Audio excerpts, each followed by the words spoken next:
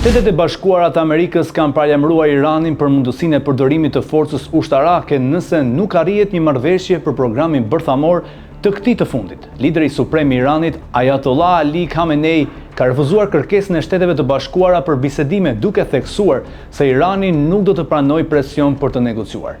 Zëdhënësi i sigurisë kombëtare të Shtëpisë së Bardhë Brian Hux theksoi se SBA dëshiron që Irani të veprojë në favor të popullit të tij dhe jo të vazhdojë veprime që mund të shkaktojnë përshkallëzimin e situatës. Presidenti Donald Trump ka deklaruar se ka dy mundësi për trajtimin e situatës: arritje një marrëveshje që do të pengonte Iranin të zhvillonte armët bërthamore ose përdorimi i forcës ushtarake nga SBA. Shtetet e Bashkuara dhe Izraeli janë të vendosura të ndalojnë Iranin të zotrojë armë bërthamore. Gjatë mandatit të tij të parë, Donald Trump tërhoqi SBA nga marrëdhënie bërthamore e vitit 2015 dhe rivendosi sanksione ndaj Iranit, duke kritikuar marrëveshjen si të pamjaftueshme për të parandaluar zhvillimin e armëve bërthamore nga Irani, i cili gjithashtu është akuzuar për nxitjen e dhunës në rajon, akuza që Teherani i ka mohuar.